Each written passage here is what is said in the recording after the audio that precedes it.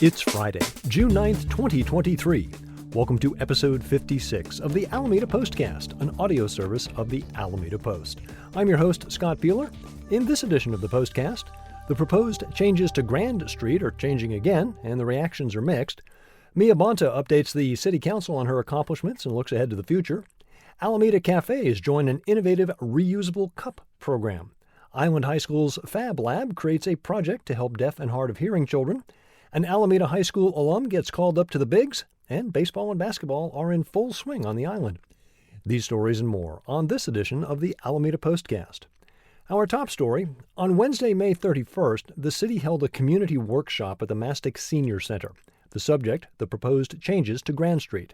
As I've noted before, the first mention of these plans on the Postcast goes all the way back to episode 1. There have been a few changes since then, and this meeting was all about sharing some newly proposed concepts. Some in the crowd at the Mastic Center booed and jeered when Planning, Building, and Transportation Director Andrew Thomas declared that, quote, Grand Street is not safe, end quote. The city's Vision Zero initiative, a program to eliminate traffic death and life-changing injuries, has declared Grand Street to be a high-injury corridor, a category of roadways that experiences a higher crash density and severity compared to other streets. The Post examined injury collision data from January of 2011 to December of 2020. In that span, 95 injuries were noted, including one fatality in 2014 when Sam Sauce was struck and killed by an AC Transit driver. Segment 1 of the project, from Shoreline to Otis, is approved and funded and will move ahead under the original configuration. The focus of the workshop was on Segment B, Otis to Encinal, and Segment C, Encinal to Clement. The original council-approved concept to these segments would add separated bike lanes, but add a reduction in available parking of 60 to 70%. Of the three alternatives unveiled at the workshop by consulting firm Parametrics, the city staff expressed a preference for Alternative A, which would bring a 2-lane raised bike lane to the east side of Grand and only reduce parking by 10 to 15%. While residents agreed that Alternative A was an improvement, some expressed concern as to how the changes would impact ADA-compliant parking. If you were unable to attend the in-person workshop, there will be a virtual open house on Tuesday, June 13th, and the city has published an online comments form. For the link to those, as well as graphics explaining the plans and the history of Grand Street accidents, see Ken Durr's article at alamedapost.com/news. On Tuesday, California Assemblymember Mia Bonta updated City Council on her legislative accomplishments of the past year and her agenda for 2023. Bonta, a 20-year Alameda resident, noted that since starting as an assembly member in 2021, she has worked alongside city council members to develop projects like Dignity Village, the transitional housing facility, saying it speaks to what happens when local and state leaders convene with intentionality and urgency. She said also that she appreciates partnering with Alameda Chamber of Commerce and visiting companies headquartered in the city that lead the way in biotech, green energy, and sustainability. She looks forward to uplifting Alameda's community-based organizations such as Alameda Family Services, which will be honored at the state capitol for its decades-long work supporting newborns, childcare, and family wellness. She also applauded the work done with the Alameda Fire Department to develop the CARE program to address mental health crises. While Bonta serves at the state level, she has helped Alameda directly in multiple ways. She provided an exemption for Alameda Point from the Surplus Land Act to make housing more affordable, and provided the ability to extend a seismic safety deadline for Alameda Hospital to protect Alameda's sole emergency medical resource. She supported Alameda's ferries with AB 2807, which helps fund zero and near-zero emission commercial harbor craft. For 2023, Bonta continues the legacy of County Supervisor Wilma Chan by introducing a Food as Medicine bill, which would require medical plans to offer medically supportive food and nutrition as a covered benefit. For a complete review of Ms. Bonta's legislative agenda, including what's on tap for 2023, see Karen Jensen's article at alamedapost.com/news. We all love that go-to coffee, but that makes for a lot of cups thrown in the trash. I'll admit it, I'm guilty of it myself. And with what we're learning about plastics, the composition of many of those cups can prove to be problematic. A Portland, Oregon company is doing something about it, and they've launched their service here in Alameda. Okapi Reusables lets you borrow up to 2 reusable, refillable metal coffee mugs or glass mugs for cold drinks and bring them back when you're finished. The cups are cleaned up like any restaurant dishes, and you can borrow them again. You've got 2 weeks to get the cups back, and the only cost to you is a one-time $10 fee. The system works through a smartphone app and is currently available at Julie's, The Local, Coffee Cultures, and West Cafe. And if you get a mug from one shop, you can return it to any participating location. The woman-owned Okapi Reusables has seen great success in their native Portland. Their kickoff here has garnered the support of Community Action for Sustainable Alameda, the City of Alameda, Rethink Disposable, Stop Waste, and the Alameda High School Amplify Club. You do have incentive to remember to bring the mugs back. The lost cup fee is $15. And if you're wondering about the name, yes, the company is named for the zebra-looking, giraffe-related African mammal, the okapi. Check out the program at any of the shops I mentioned, look up the app online, and look for the article at alamedapost.com/news. On the subject of folks using technology for the greater good, big shout out to the students in the Fab Lab at Island High School for their creation of a teaching tool for young users of cochlear implants.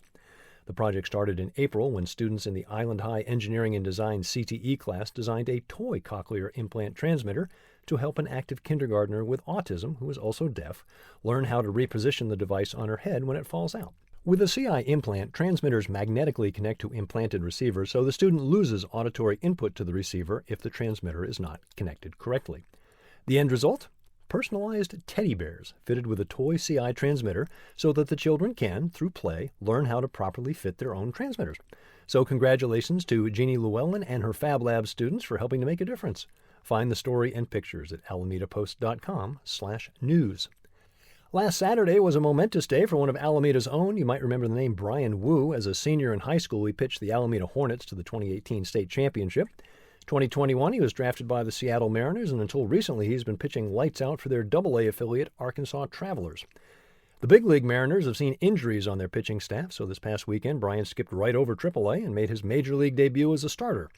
Unfortunately, it was against the Texas Rangers, the best hitting team in baseball. In 2 innings of work, Brian did record 4 strikeouts, but gave up 6 runs in a 16-6 loss. However, with the Mariners' injuries continuing, Brian is staying in the rotation as the 5th starter. He'll get his 2nd start this Saturday in Anaheim against the Angels.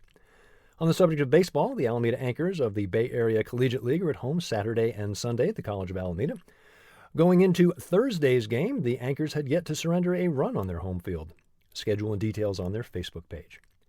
The Alameda Wolves of the Women's Premier Basketball Association opened up their season with a convincing 79-55 win over the Berkeley Royals this last weekend. This Saturday, the Wolves face the Oakland Swish, who are also 1-0 after a 25-point win over the Hayward Rain. Game will be at College of Alameda. For details and schedule information, see alamedapost.com/features.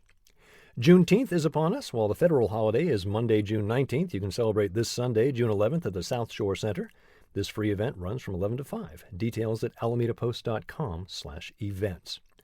Mark your calendars for our next walking history tour, Saturday, June 17th, Sunday, June 25th. Dennis Evanosky explores Taylor Avenue and Alameda's West End and will teach you how to read a neighborhood and identify the various building styles. To get your tickets and see what's coming up on new tours, visit alamedapost.com/tours. alamedapost.com/events, your source for happenings all across the island. Altarena Playhouse continues their run of A Soldier's Play. The Pulitzer Prize winner has been getting rave reviews. Show runs through June 25th. The Frank Bett Center has opening receptions for By the Sea and Stephen McDonald's The Golden Coast, Friday night from 6 to 8. Sunday from 10 to 11, the Alameda Backyard Growers will be teaching a class about keeping bees on the island. I've purchased honey from, I think, 3 different local providers here, and I must say, Alameda honey is really good. Again, details on these and other events at alamedapost.com/events. A brief editorial note. You may have heard of the California Journalism Preservation Act. It recently passed the state assembly, and it's being touted as a way to help local news providers. As with many bills, the devil is in the details. Ultimately, it benefits the big players and would do nothing to assist organizations like the Alameda Post. Let State Senator Nancy Skinner know that the Journalism Preservation Act is anything but. Thank you for supporting local news directly for Alameda. Join us as a member. alamedapost.com/memberships. Remember, you can find us on Facebook, Instagram, YouTube, and Mastodon, as well as our own subreddit. Find the Postcast wherever you get your podcasts, or simply tell your smart device to play the Alameda Postcast podcast. Remember, school's out now, and that means more children in more places at more hours. As you drive, keep watch, especially around our parks. I'm Scott Peeler. I'll be back next Friday with episode 57 of the Alameda Postcast.